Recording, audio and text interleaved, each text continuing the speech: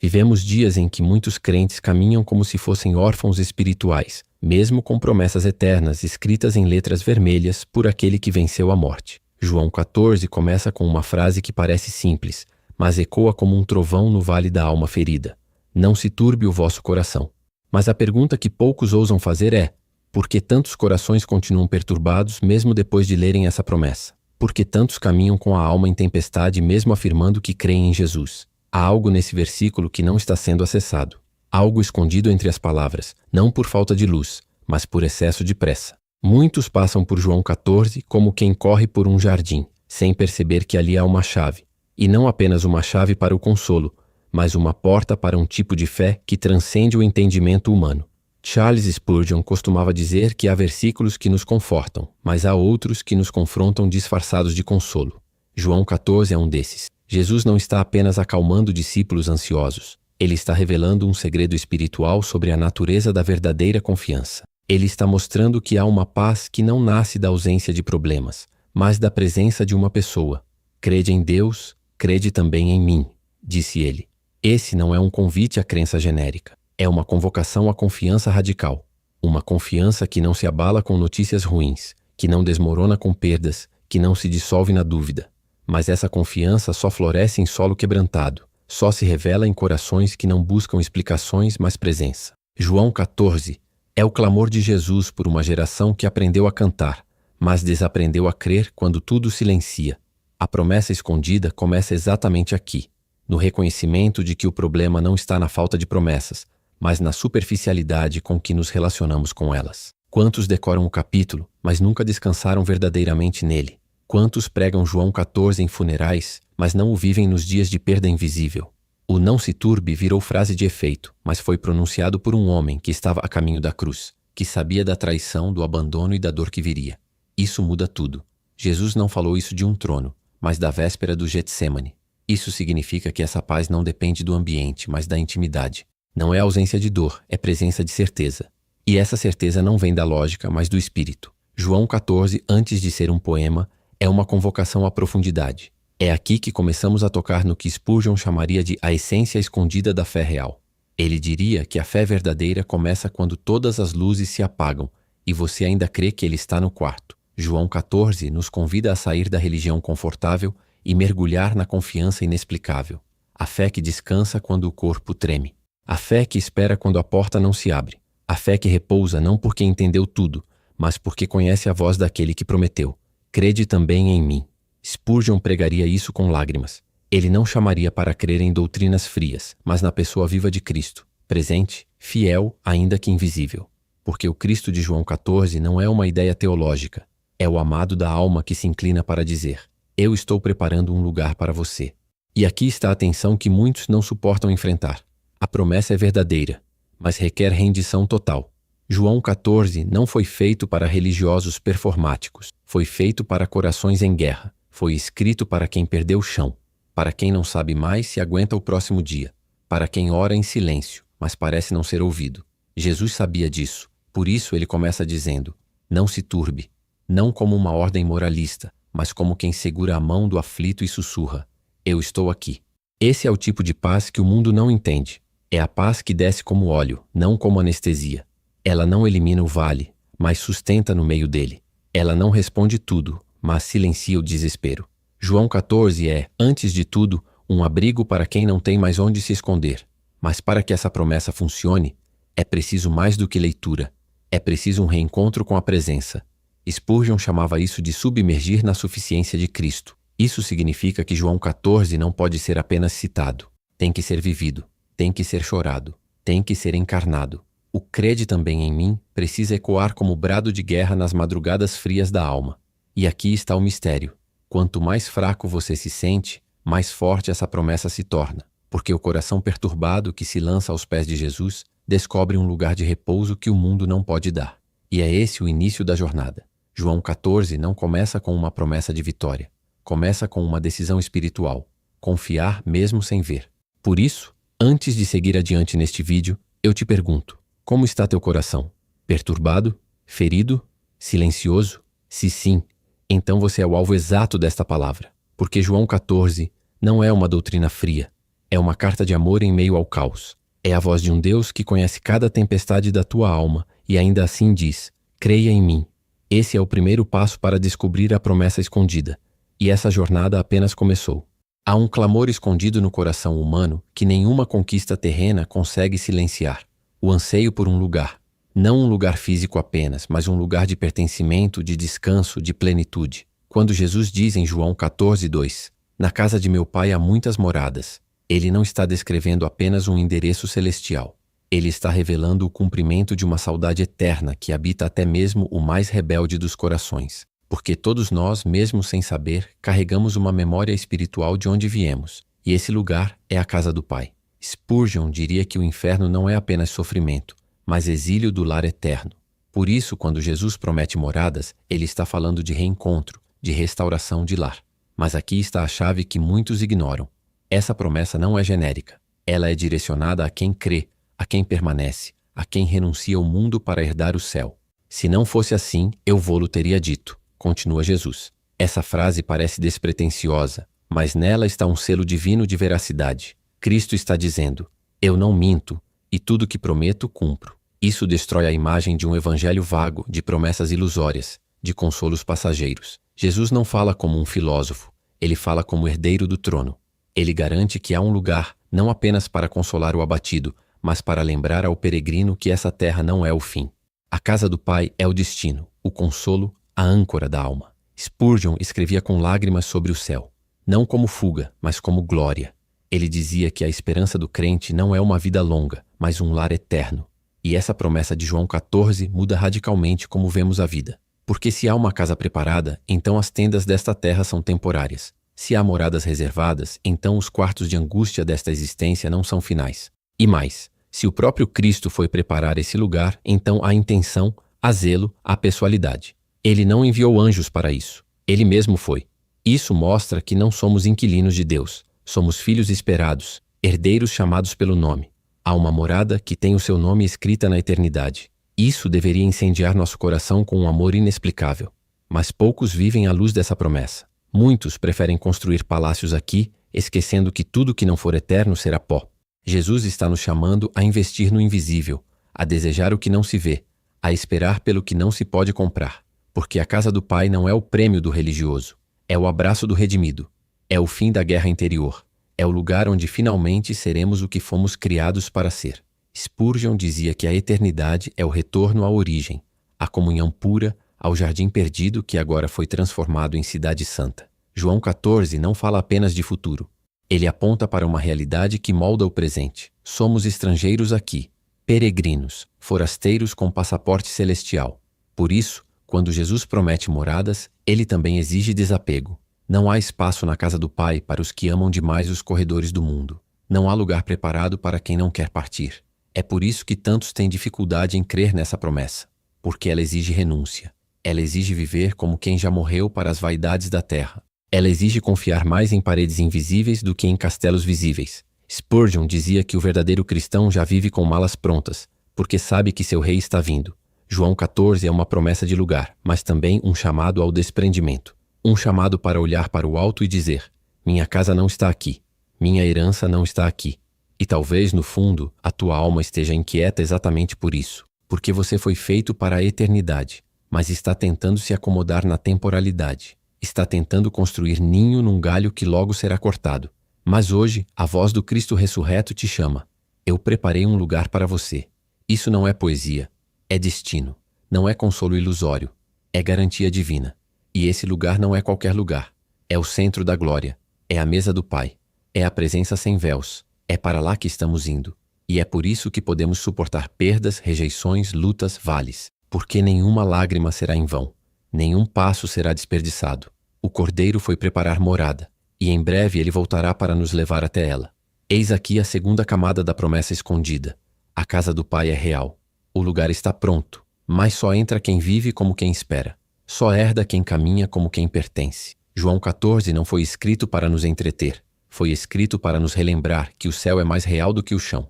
E quem crê nisso vive diferente, ora diferente, ama diferente, morre diferente. Porque sabe, um dia, essa jornada vai terminar.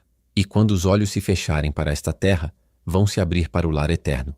O lar onde o pai espera, o filho recebe e o espírito se alegra. Voltarei. Apenas essa palavra deveria ser suficiente para incendiar o coração de qualquer discípulo. Jesus não disse posso voltar, ou talvez eu volte. Ele disse com a firmeza de quem já viu o fim desde o princípio: voltarei. E aqui começa uma das promessas mais ignoradas da fé cristã moderna. A certeza do retorno, a esperança da volta, o reencontro com o noivo. Muitos falam da cruz, outros da ressurreição, mas poucos vivem como quem espera pelo retorno do Senhor. E, no entanto, é essa promessa que sustenta os que caminham no vale. É essa esperança que dá força ao que está cansado, porque o mesmo que partiu, voltará. Não com feridas expostas, mas com glória incontestável. E quando ele voltar, será para cumprir algo que ultrapassa qualquer consolo humano, para que onde eu estiver, estejais vós também. A fé não é um passeio, é uma noiva que aguarda.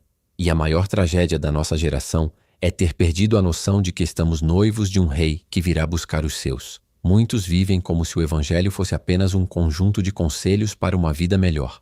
Mas Jesus não veio apenas ensinar, ele veio prometer. E a promessa é clara: ele voltará para nos levar. Não para nos visitar, não para nos recompensar apenas, mas para nos tomar para si. Há algo íntimo, pessoal, radicalmente amoroso nisso. Não é um resgate genérico. É um noivo vindo buscar sua noiva. É o pastor vindo recolher suas ovelhas. É o Senhor voltando por amor. E isso muda tudo, porque se ele vai voltar, então este mundo não é o nosso fim. Se ele vai voltar, então nossas dores não são definitivas. Se ele vai voltar, então o desespero é uma mentira e a esperança é uma semente que não pode morrer. Mas há um detalhe essencial: vos levarei para mim mesmo. Não se trata apenas de ir para o céu. Trata-se de estar com ele, porque o céu não é céu sem Cristo. A promessa não é um lugar com ruas de ouro. A promessa é uma pessoa gloriosa. Estar comigo. Esse é o ápice da vida eterna. Não bênçãos, não prazeres, mas presença. Presença que não acaba. Presença que não se interrompe. E poucos vivem como quem crê nisso. Essa promessa deveria moldar nossa espera. Mas como estamos esperando? Com as lâmpadas acesas? Com o azeite reservado? Ou estamos como as virgens nécias, distraídos com o mundo, embriagados com os cuidados da vida, enquanto o noivo se aproxima? Ele vem. E vem como ladrão. Vem sem aviso. Vem como surpresa para os despreparados, mas como reencontro esperado pelos apaixonados. Quem ama, espera. Quem ama, vigia. Quem ama, não negocia o coração com o mundo, porque sabe, o rei está voltando.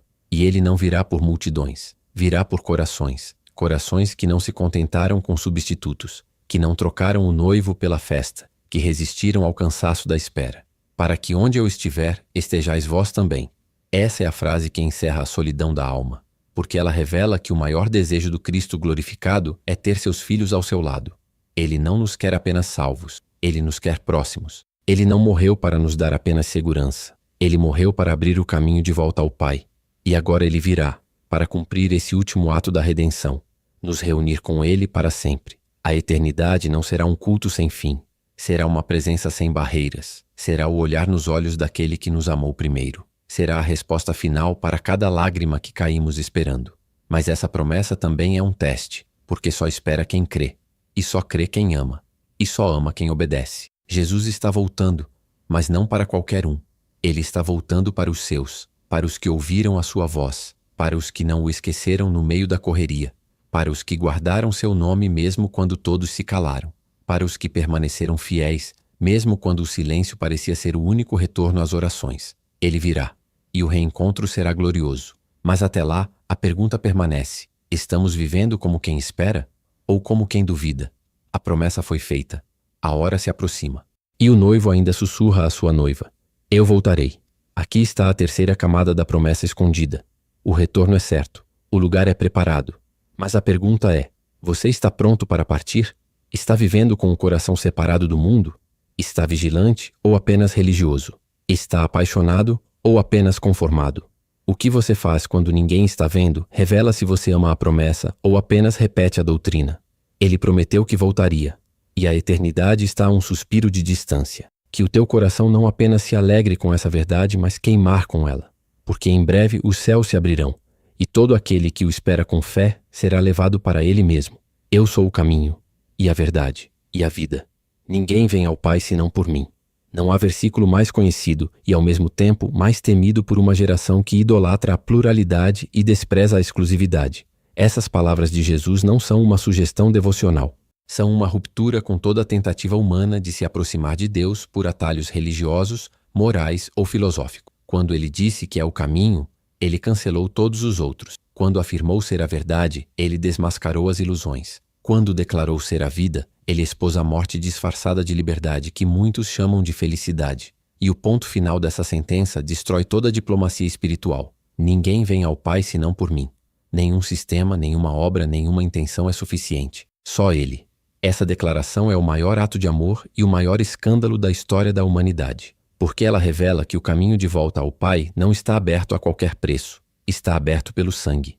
Não é um acesso público. É um caminho rasgado por uma cruz. Muitos querem um evangelho que diga: tente ser bom e tudo dará certo. Mas o Cristo de João 14 nos lembra que ninguém, absolutamente ninguém, se aproxima do Pai sem passar por Ele.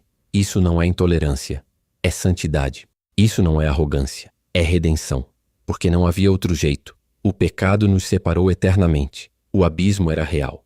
Mas Jesus não apontou uma ponte. Ele se fez ponte, não ensinou o caminho. Ele se revelou como o próprio caminho. O caminho. Ele não disse um dos caminhos. Disse o caminho. E esse caminho não é largo nem confortável. Ele começa com rendição, segue com obediência e termina com glorificação. É estreito, é apertado, mas é vivo. Quem anda por ele não anda sozinho. Quem pisa nele, pisa sobre graça. Mas quem tenta contorná-lo, tropeça em justiça. Esse caminho não aceita companhia com a velha natureza. É um caminho para crucificados, para aqueles que renunciaram a si mesmos, para os que decidiram não apenas crer, mas viver como se ele fosse tudo, porque ele é tudo. E quem tenta caminhar pela fé sem passar por Cristo está apenas dando voltas em si mesmo. A verdade. Ele não é apenas alguém que diz a verdade. Ele é a verdade encarnada. Isso significa que tudo que não se conforma a ele é mentira. Todo evangelho que não aponta para Cristo é heresia. Toda experiência que não glorifica Cristo é engano. Toda doutrina que não nos leva à cruz é vaidade. Ele é a medida, o filtro, o critério. Ele não se ajusta à cultura. A cultura deve se submeter a ele. Ele não muda com o tempo. Ele é o mesmo ontem, hoje e eternamente. E aqui está o confronto. Se ele é a verdade, então nós precisamos ser desmascarados, porque nosso coração mente. Nossos desejos nos traem. Nossa mente nos ilude. Mas quando nos expomos à verdade viva, somos despidos de toda a religiosidade e chamados a arrependimento real. E a vida. Essa é a parte que consola, mas também exige. Porque ele não apenas nos dá vida, ele é a vida. Não é um recurso externo que recebemos. É uma pessoa com quem nos unimos. Vida não é apenas continuar respirando. Vida é estar conectado ao autor dela. E isso muda tudo. Porque há muitos que vivem, mas estão mortos. Cantam, mas estão secos. Ministram, mas estão desconectados da videira. A vida que Cristo dá não é apenas emocional. Ela é espiritual, profunda, regeneradora. Ela muda o desejo. Ela transforma o caráter. Ela sustenta no vale. E ela exige morte do velho homem. Por isso, dizer que ele é a vida é admitir que fora dele só há sobrevivência, não existência plena. Ninguém vem ao Pai senão por mim. Essa frase encerra toda a autossuficiência humana, todo o esforço meritório, toda a espiritualidade orgulhosa. Jesus não é uma opção entre outras. Ele é o fim de todas as alternativas. E isso nos humilha, porque revela que a salvação não está nas nossas mãos. Ela foi conquistada por alguém que não apenas mostrou o caminho, mas carregou o fardo, pagou o preço e ainda nos convida a segui-lo. E esse convite não é para espectadores, é para discípulos, para aqueles que deixarão tudo, se necessário, para andar por esse caminho, viver essa verdade e depender dessa vida. Ele não se apresentou como um acessório, ele se revelou como o essencial. Aqui está a quarta camada da promessa escondida. Jesus não veio facilitar a vida, ele veio revelar a única maneira de vivê-la. E a promessa é essa: se você entrar por esse caminho, se render a essa verdade, depender dessa vida, você chegará ao Pai. E o Pai não é um conceito, ele é um destino, um lar, um abraço eterno que nos aguarda.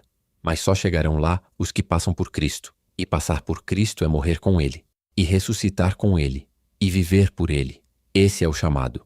E essa é a única estrada que leva para casa. Mostra-nos o Pai, e isso nos basta. Com essa frase, Filipe deu voz ao clamor de milhões de almas que vivem famintas por Deus, mas que não conseguem enxergá-lo mesmo quando ele está diante de seus olhos. E Jesus responde com uma pergunta carregada de dor e surpresa. Há tanto tempo estou convosco, e não me tens conhecido, Filipe? Aqui se revela uma das tragédias mais silenciosas da fé. Andar com Cristo, ouvir Cristo, servir Cristo, e ainda assim, não enxergar quem Ele realmente é. João 14 não é apenas sobre consolo, é sobre revelação. E neste momento, a revelação atinge seu ápice. Quem me vê a mim, vê o Pai. Não é figura de linguagem, é afirmação doutrinária, espiritual, eterna. Deus, o invisível, se tornou visível em Jesus. E mesmo assim, muitos seguem pedindo por sinais. Esse diálogo entre Jesus e Filipe expõe uma cegueira espiritual que ainda hoje paralisa muitos corações dentro da igreja. Porque não basta estar perto de Cristo, é preciso reconhecê-lo, não com os olhos naturais, mas com o espírito rendido. Muitos hoje dizem, Senhor, mostra-nos o Pai, como quem diz, dá-me mais uma prova, mais um sinal, mais uma experiência. E Jesus responde o mesmo, ainda não me conheces? Porque a fé verdadeira não é um acúmulo de provas, é uma abertura radical para o reconhecimento da glória de Deus que habita em Cristo. A fé madura não diz quero ver Deus, ela diz Cristo me basta, porque Ele é a exata expressão do Pai. Há muitos crentes modernos que vivem como se Deus estivesse distante, inacessível, nebuloso. Oram ao Pai como quem lança palavras ao céu, mas ignoram que o Pai veio ao nosso encontro e Ele tem rosto, Ele tem voz, Ele tem compaixão visível. Tudo isso em Cristo. Jesus é o Deus que se deixou tocar, que chorou com os homens, que abraçou os rejeitados, que falou com ternura aos quebrados e com fogo aos hipócritas. Ele não é apenas o Filho. Ele é a manifestação visível do Pai. E quem tem intimidade com Jesus não precisa mais clamar. Mostra-nos o Pai, porque o Pai está nele. E se você vê Jesus, você encontrou o rosto de Deus. Isso deveria confrontar toda a religiosidade que tenta separar o Pai do Filho, como se um fosse misericórdia e o outro juízo, como se Jesus fosse o escape da ira de Deus. Não. Jesus é a expressão plena da vontade do Pai. O Pai enviou. O Pai falou nele. O Pai se agradou nele. E o Pai se revelou nele. A cruz não foi uma divergência entre as naturezas divinas. Foi o ápice do amor trinitário. Deus em Cristo reconciliando consigo o mundo. Quando você olha para Jesus, você está vendo o coração do Pai exposto. Você está vendo a justiça do Pai abraçada com misericórdia. Está vendo o amor eterno encarnado. Essa é a glória de João 14. Mas essa revelação exige algo de nós. Renúncia à ideia de um Deus abstrato e acomodação ao Cristo vivo. Muitos dizem crer em Deus, mas rejeitam os mandamentos de Cristo. Muitos dizem amar o Pai, mas não suportam as exigências do Filho. Isso é incoerência espiritual. Porque o Deus verdadeiro só pode ser conhecido através de Jesus. Não existe cristianismo verdadeiro onde Cristo não é centro. Não existe adoração ao Pai onde a cruz é esquecida. Não existe revelação de Deus onde o Filho é tratado como opcional. O Espírito Santo foi enviado para glorificar o Filho, e o Filho revelou plenamente o Pai. Esse é o fluxo da fé verdadeira. E quem foge disso está fugindo da luz. Quem me vê, vê o Pai. Essa declaração não é para ser apenas explicada, é para ser vivida. Significa que toda a nossa busca espiritual termina em um rosto, o de Cristo. Toda a nossa fome de Deus deve nos levar à mesa onde Ele parte o pão com as mãos furadas. Toda a nossa dor deve ser levada àquele que chorou em Betânia. Toda a nossa culpa precisa ser exposta diante daquele que perdoou a adúltera. Toda a nossa adoração deve se curvar diante daquele que venceu a morte e hoje reina à direita do Pai. Jesus é a janela de Deus, o espelho sem distorção, a ponte sem rachaduras. E é por isso que a fé cristã não é uma religião sobre Deus. É um relacionamento com Ele, através de Cristo. A quinta camada da promessa escondida é essa. Você não precisa mais viver como quem está procurando Deus. Ele já se revelou. Ele já se aproximou. Ele já falou. E continua falando. Cada verso do Evangelho é um olhar do Pai através do Filho. Cada milagre é um toque de paternidade. Cada ensino é uma carta de amor. E cada gota de sangue na cruz é uma assinatura divina dizendo: eu sou assim. Não procure um Deus genérico. Não se conforte com uma espiritualidade diluída. Vá até o Filho.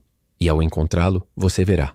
O Pai estava lá o tempo todo, olhando para você através dos olhos de Jesus. Em verdade vos digo, aquele que crê em mim fará também as obras que eu faço, e as fará maiores do que estas. Essa promessa soa como uma explosão de glória espiritual. Jesus não está apenas dizendo que os seus discípulos serão continuadores da sua missão. Ele está afirmando que a fé verdadeira carrega em si o poder de prolongar a presença de Cristo no mundo. Mas muitos se perdem no que significa obras maiores. Uns distorcem para um evangelho triunfalista, reduzindo essa palavra a milagres espetaculares e feitos públicos. Outros desistem de crer, por acharem que não são dignos ou capacitados. Mas poucos param para discernir. Jesus não está falando de competição espiritual.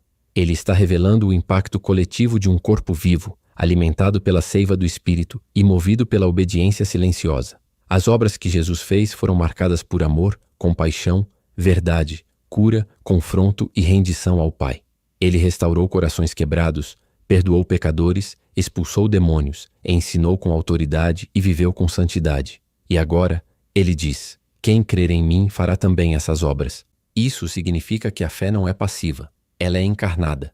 Ela se move, ela toca, ela muda o ambiente. E mais, ela não depende de cenário favorável. As maiores obras da fé muitas vezes não se fazem nos púlpitos, mas nos quartos fechados. Não diante de aplausos, mas diante de lágrimas. Porque as obras maiores não são apenas espetaculares, são espiritualmente eternas. E o céu reconhece obras que o mundo ignora. Quando Jesus fala de obras maiores, ele está apontando para o tempo do Espírito. Ele sabia que após sua ascensão viria o Pentecostes, e com ele a habitação do Espírito Santo em cada crente. A obra do reino, que antes era limitada a um corpo físico, agora se espalharia pelo corpo espiritual, a igreja. Milhares de vozes, milhares de mãos, milhares de passos, todos carregando a unção de Cristo. Não se trata de fazer mais milagres, mas de ir mais longe, alcançar mais corações, tocar mais nações, levar a luz até os confins da terra. Essa é a grandiosidade escondida na promessa. O mesmo Cristo que caminhava em Cafarnaum, agora caminha em nós. E por isso, as obras continuam. Mas para que essa promessa se cumpra, ela exige mais do que fé no sentido raso. Ela exige rendição. Porque só faz as obras de Cristo quem tem o coração de Cristo. Só cura feridos quem se permitiu ser curado. Só perdoa de verdade quem foi quebrantado. Só fala com unção quem anda em santidade. Não há atalhos espirituais para as obras maiores. Elas não brotam de técnicas ou estratégias. Elas nascem de uma alma ferida e moldada pela presença. O mesmo que disse obras maiores, também disse: sem mim, nada podeis fazer. A promessa está aí, mas só é ativada na dependência. Só floresce na obediência. Só frutifica em quem decidiu morrer para si mesmo. A geração atual corre atrás de relevância, mas esquece que a verdadeira autoridade não vem do palco, vem do altar secreto. As maiores obras não são os grandes feitos visíveis. São os pequenos atos de fidelidade que ninguém vê. A oração pela madrugada. O perdão que ninguém entende. O discipulado que forma um só. A renúncia que ninguém aplaude. Tudo isso são obras que tocam o coração de Deus. E quando somadas como corpo, como igreja, tornam-se uma avalanche de glória sobre a terra. Foi isso que Jesus viu quando fez a promessa. Ele viu um povo, uma noiva, um exército, movendo-se em uníssono pelo Espírito, levando adiante a chama do reino. E é aqui que a promessa se torna confronto, porque não basta crer de boca. É preciso crer com os pés, com as mãos, com os dias, com as escolhas. Ele disse: aquele que crê em mim. Isso exclui os que apenas simpatizam. Exclui os que admiram de longe. Exclui os que o seguem só pelos milagres. As obras maiores estão reservadas para os que caminham com ele no calor do meio-dia e na angústia da madrugada. Para os que continuam servindo mesmo quando não há retorno. Para os que se deixam moldar antes de tentar moldar o mundo. A promessa é gloriosa, mas o caminho é estreito, e quem não quer ser um ramo frutífero jamais viverá essa dimensão do reino. A sexta camada da promessa escondida em João 14 é essa: você não foi salvo apenas para esperar o céu. Foi salvo para prolongar o Cristo na terra. Você é continuação de uma obra eterna. E não há anonimato que impeça isso. Se você crê, você carrega algo. Se você crê, você tem uma missão. E as obras estão diante de ti. Talvez não nos palcos, mas nos corredores da vida. Em cada decisão, em cada renúncia, em cada ato de fé. O mundo ainda precisa ver Jesus. E ele decidiu se mostrar através de ti. E eu rogarei ao Pai, e ele vos dará outro Consolador, para que fique convosco para sempre. Com essas palavras, Jesus anunciou uma das promessas mais radicais da história espiritual da humanidade. Não apenas que ele voltaria, mas que enquanto isso enviaria alguém como ele. Um outro que seria tão ele quanto ele próprio. Um espírito não distante, não ocasional, não visitador, mas residente. E aqui está algo que poucos entendem. O Espírito Santo não foi dado apenas como poder para o serviço, mas como presença para a comunhão. Ele não veio apenas para nos usar, mas para nos habitar. Ele é a resposta à pergunta dos órfãos espirituais. Ele é o cumprimento da promessa de que jamais seríamos deixados sozinhos, para que fique convosco para sempre. Essa é uma frase que deveria silenciar o medo e incendiar a adoração.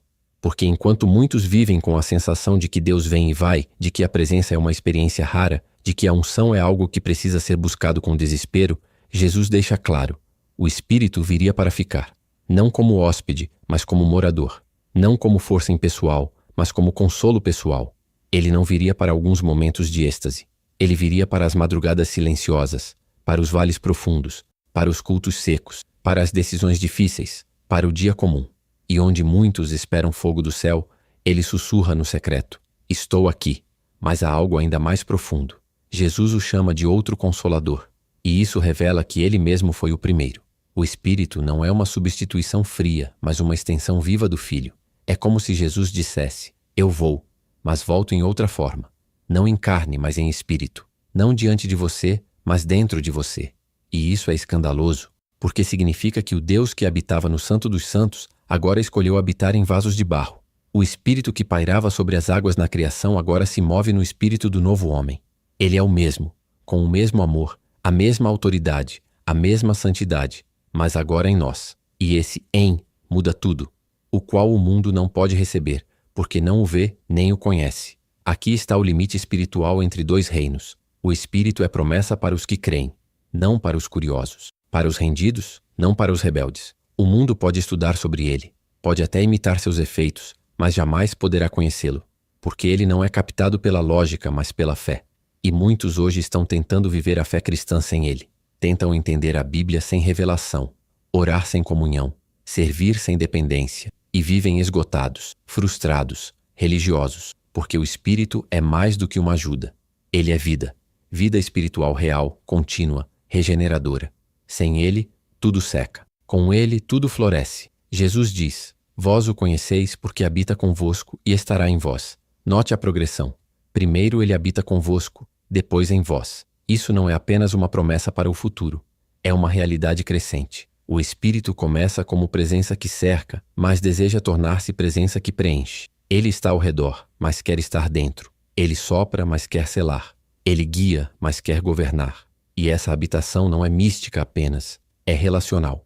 O Espírito Santo quer ser o amigo mais íntimo, o conselheiro mais sábio, o confrontador mais santo. Ele deseja transformar corações, não apenas melhorar comportamentos. E onde ele entra, nada fica do mesmo jeito. Mas aqui está o segredo ignorado.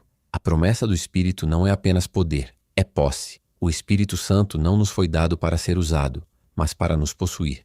Ele não é uma ferramenta, é o Senhor.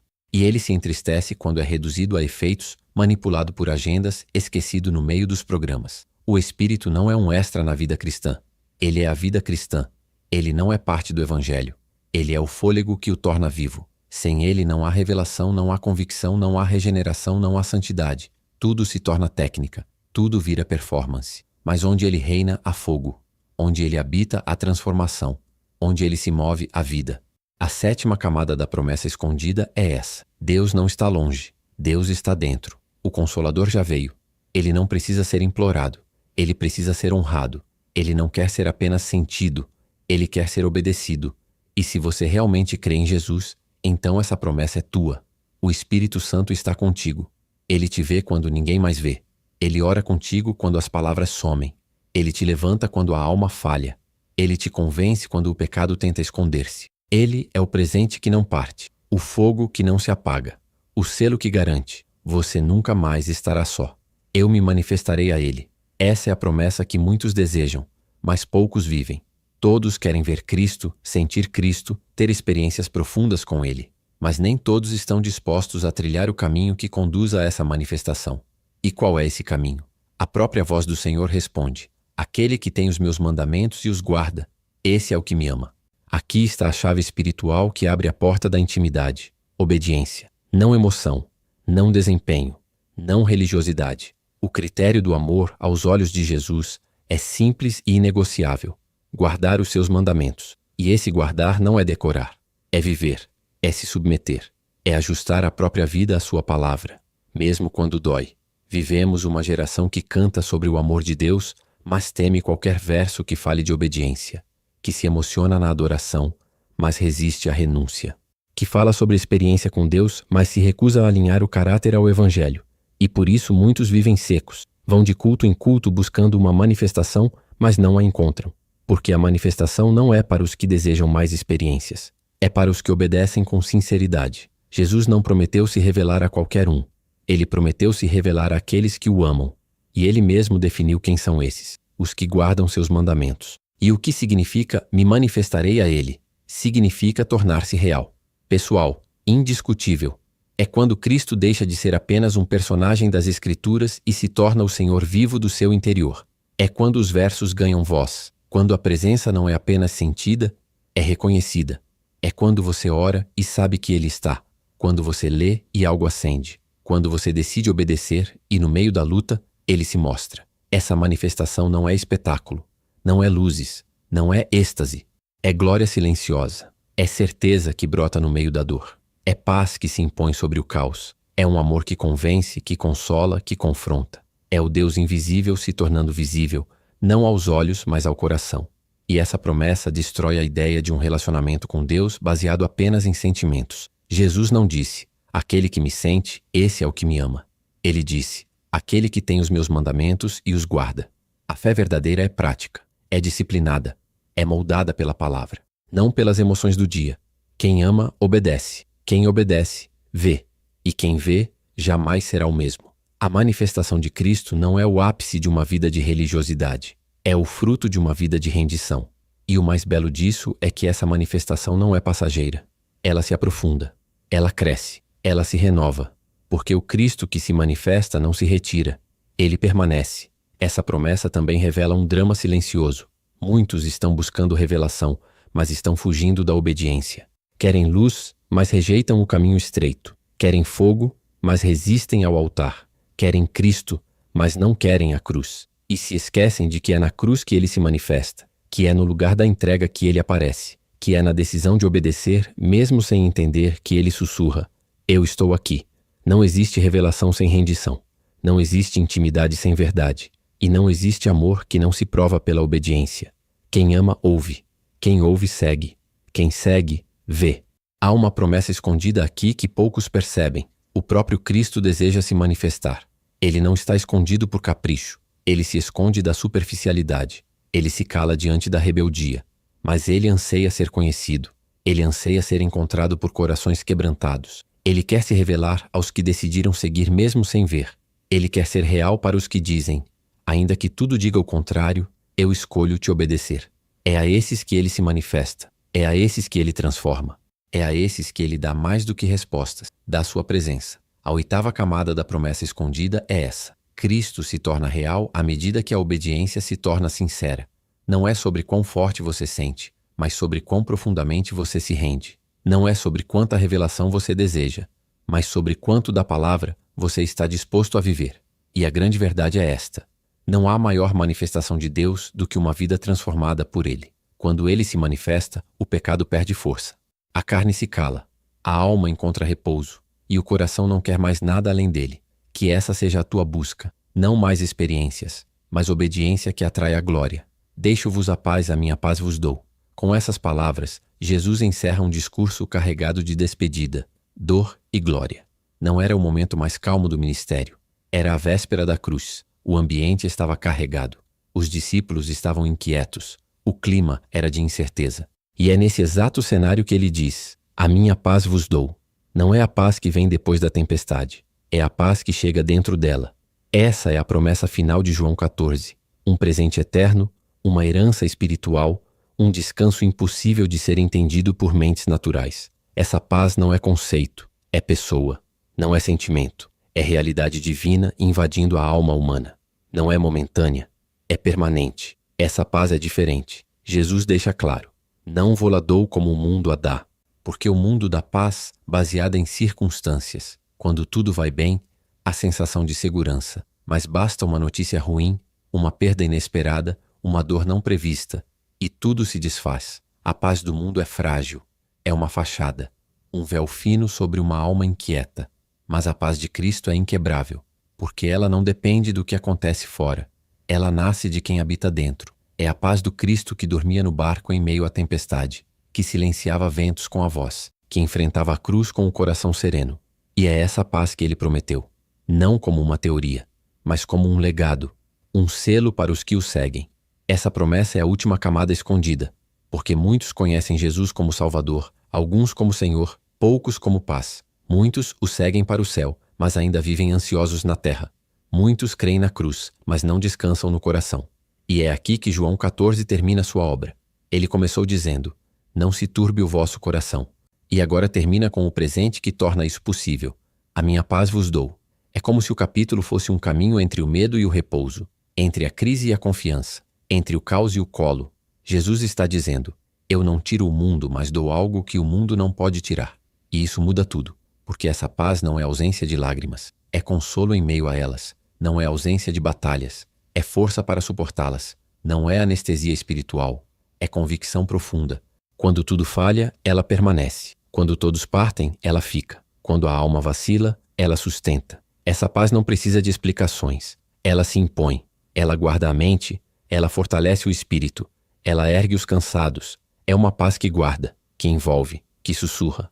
Você ainda está seguro. E isso não é poesia. É promessa. Não é teoria. É herança. Não é ilusão. É escudo invisível que cobre os filhos da promessa. Mas essa paz não é automática. Ela é ativada na confiança. Ela se manifesta quando você crê, quando você entrega, quando você desiste de controlar. Muitos não vivem essa paz porque ainda estão tentando resolver tudo sozinhos. Estão com a Bíblia na mão, mas o coração no desespero. Estão no culto, mas com a alma acelerada. Estão falando de fé, mas respirando medo. E aqui está o chamado final de João 14. Não se turbe o vosso coração, nem se atemorize. É uma ordem que só pode ser obedecida por quem crê que o príncipe da paz está reinando, mesmo quando o mundo parece desabar. Essa paz é a presença do Espírito no caos. É a certeza de que ele ainda está no controle. É o fôlego na aflição. É a âncora no meio da tempestade. E quem a tem carrega um sinal visível. Um coração que descansa, mesmo quando os pés estão afundando. Essa é a herança dos filhos. Essa é a marca dos que entenderam João 14. Eles não vivem negando o sofrimento, mas também não vivem reféns dele, porque dentro deles há algo maior do que o medo. Há alguém, e esse alguém é a paz que não parte, a paz que não depende, a paz que permanece. Eis a última promessa escondida. Não importa o que você perdeu, se você ainda tem a paz de Cristo, você ainda tem tudo, porque essa paz é o próprio Cristo habitando em ti, selando tua alma, firmando teus passos, sustentando tua fé. Ele prometeu, ele deu, e ele não retira. O mundo pode ruir, mas o coração que o conhece dirá: tudo está bem, porque onde ele está, ainda que tudo falhe, ainda que tudo se quebre, ainda que tudo se cale, haverá paz. E essa paz será teu testemunho, tua força, teu sinal de que a promessa ainda vive.